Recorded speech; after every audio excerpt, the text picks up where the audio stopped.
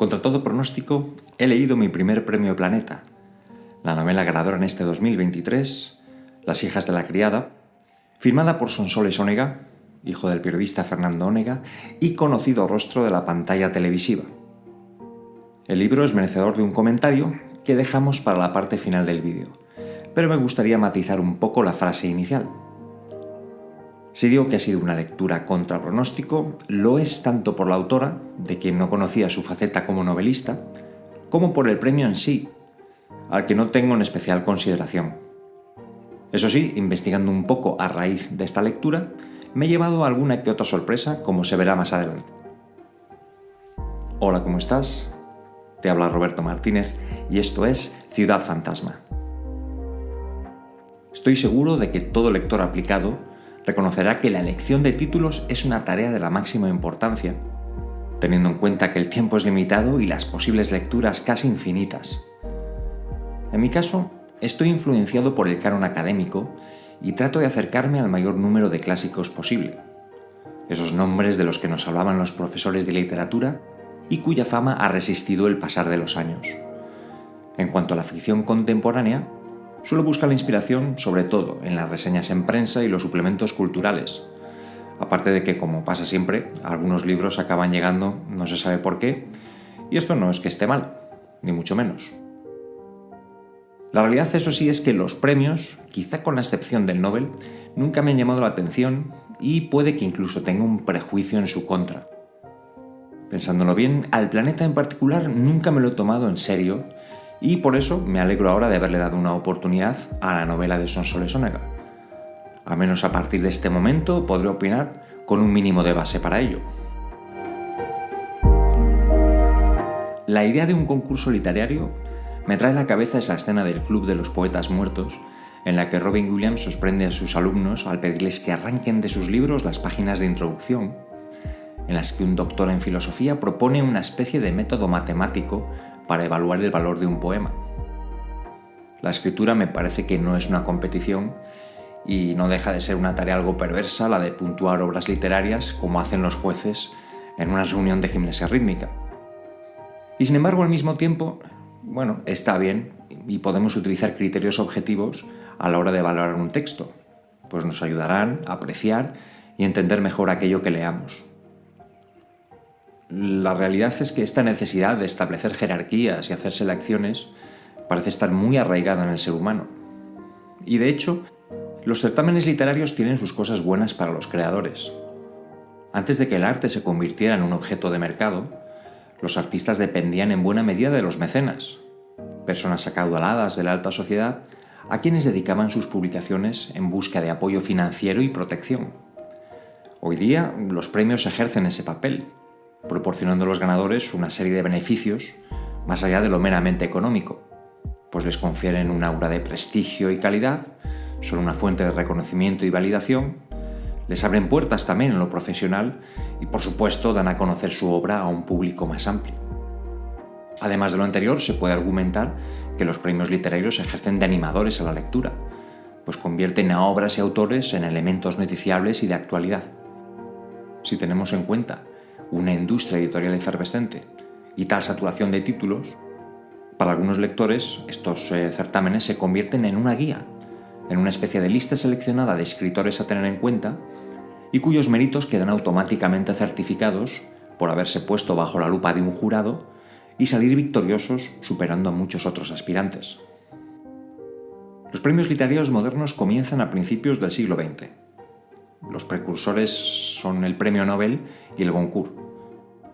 Hoy día el Nobel de Literatura se sigue considerando como el mayor galardón que puede recibir un escritor, teniendo en cuenta su ámbito universal, que se conceda a toda una trayectoria y en su palmarés figuren nombres de la talla de Thomas Mann, Pablo Neruda o Gabriel García Márquez.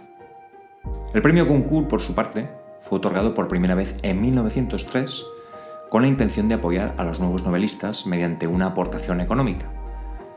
En su larga historia han resultado premiados escritores míticos como Marcel Proust, André Malraux o Marguerite Duras.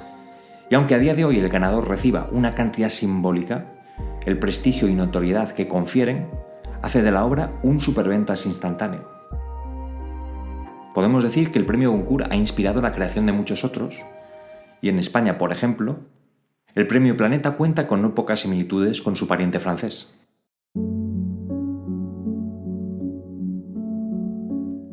José Manuel Lara Hernández, sevillano de nacimiento y barcelonés de adopción, fundó en 1949 la editorial Planeta, que sobrevivía en sus inicios gracias a novelas comerciales extranjeras, pero aspiraba a contar con un catálogo de autores españoles. Ante la imposibilidad que había por entonces para hacerse con las obras de autores ya comprometidos con otra editorial, toma la iniciativa de crear el Premio Planeta en 1952, otorgado a novelas inéditas con la intención de adquirir nuevas obras y hacerse con un hueco en las librerías. Pionero del marketing, se le atribuye a Lara una frase muy significativa en la que afirma que si su editorial va bien es porque entiende más de matemáticas que de literatura. Así pues, su premio ya desde los comienzos cuenta con el reclamo de una importante dotación económica. Se entrega en una ceremonia que congrega a importantes personalidades y suscita el interés de los medios de comunicación. Hay que tener en cuenta que Planeta se juega mucho, pues necesita que las ventas del ganador cubran gastos y dejen un margen de beneficio. Es por esto mismo que con el paso del tiempo haya ido premiando cada vez menos a principiantes en favor de escritores consagrados, y más recientemente incluso a personalidades televisivas, más cercanas al público general que al círculo estrictamente literario, como ha sido el caso de la edición de 2023. Como todos los productos de éxito, el Planeta no está exento de críticas, y en este sentido, Luis María Ansón, el académico y antiguo director del diario ABC, escribió un artículo en 2008 en el que muestra algunas de sus interioridades. Cuando un editor se juega docenas de millones de pesetas con una novela, quiere que ésta, antes que nada, sea comercial.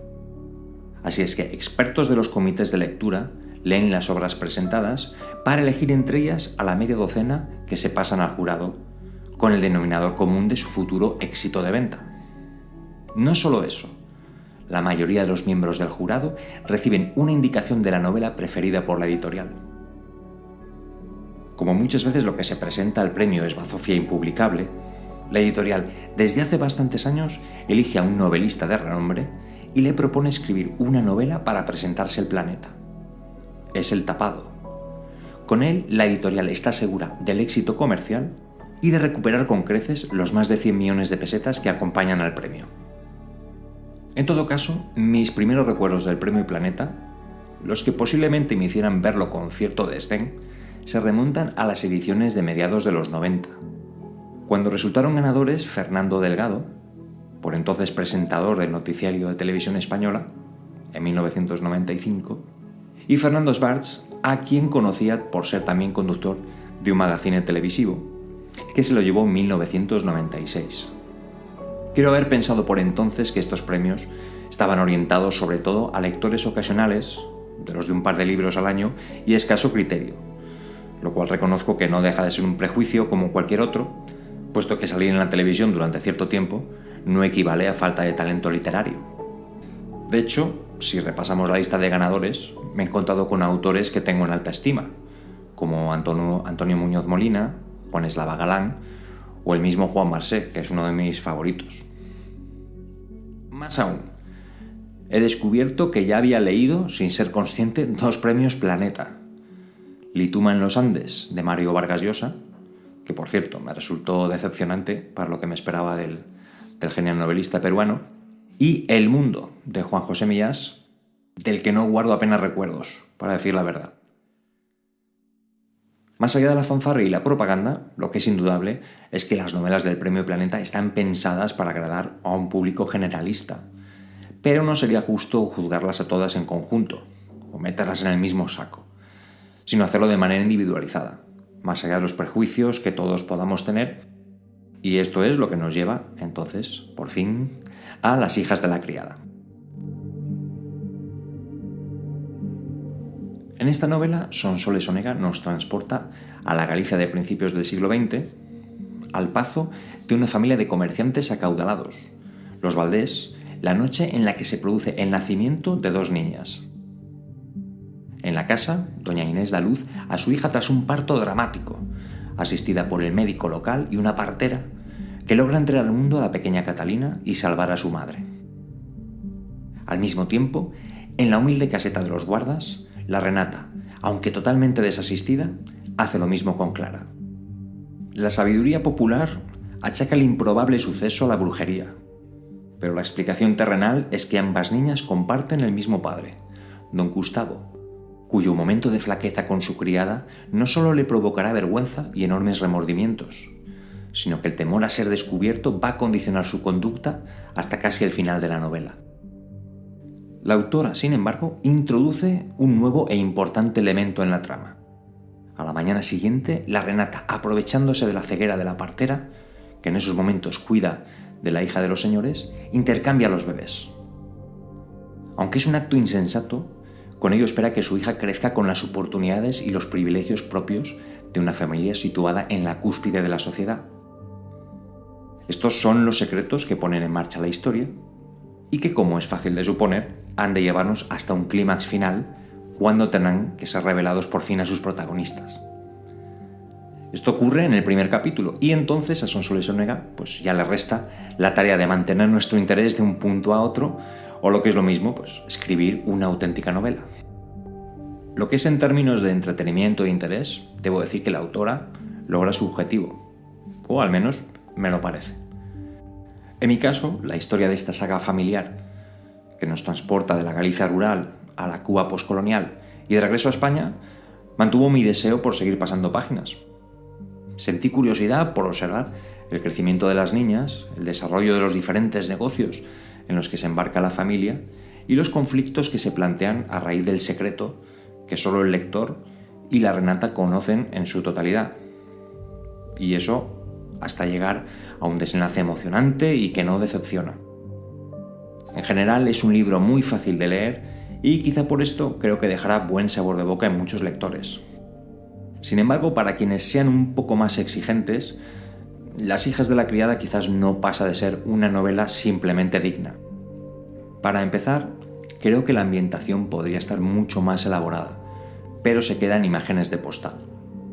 Sonsoles Onega no está dispuesta a sacrificar el ritmo de la narración, por lo que no hay demasiadas pausas descriptivas.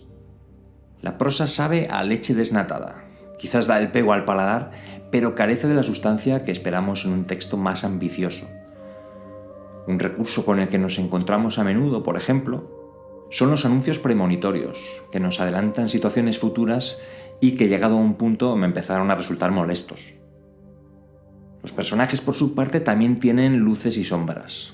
Me parece que están bien modelados y adquieren una personalidad propia, con el grave inconveniente, eso sí, de que algunos de ellos actúan de manera algo errática o toman decisiones difíciles de entender.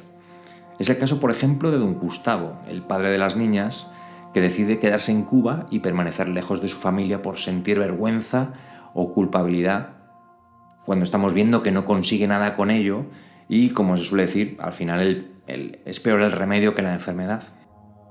Por lo general, los personajes masculinos principales son los que se nos presentan con la falta o debilidad de carácter que provoca los elementos fatales en la historia, incapaces de mantener la rectitud moral en un primer momento ni de afrontar con valentía las consecuencias con posterioridad. Un rasgo, por cierto, que parece ser hereditario.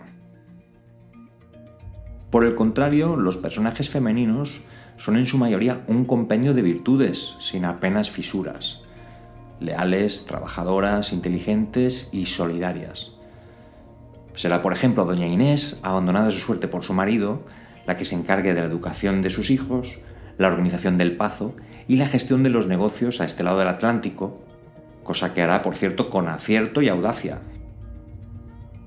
Abrazando ideas progresistas, la señora no solo educará a su hija con el deseo de que pueda sentarse a la mesa con cualquier hombre y mantener una conversación de igual a igual, sino que muestra un trato exquisito con sus empleados, mujeres en su mayoría, a las que no duda en un momento dado en subir el sueldo en tiempos de crisis o procurar que tengan atención sanitaria y reciban al menos una educación básica.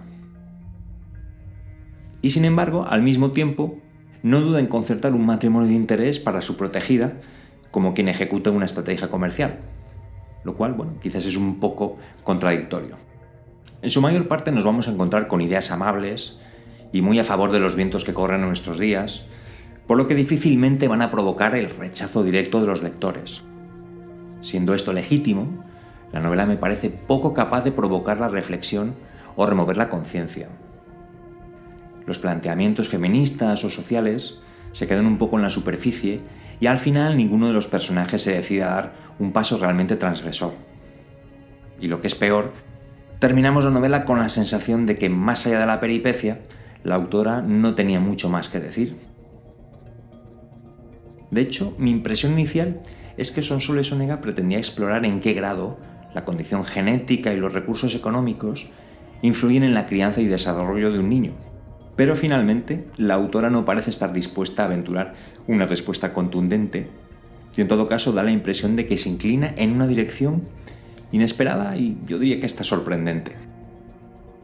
En conclusión, me parece que Las hijas de la criada, siendo una novela digna, no cumple con las expectativas del premio, que es lo de menos realmente, ni del planteamiento argumental sobre todo, puesto que lo desarrolla de una manera, yo diría que superficial. Siendo un poquito estrictos, hasta el título es engañoso, teniendo en cuenta que la criada realmente solo tiene una hija, y no es precisamente esta la que se lleva el protagonismo de la novela.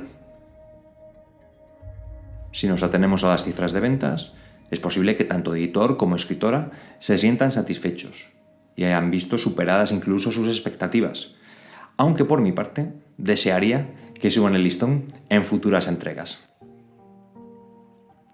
Y hasta aquí mi comentario. Te invito a que dejes el tuyo y feliz lectura.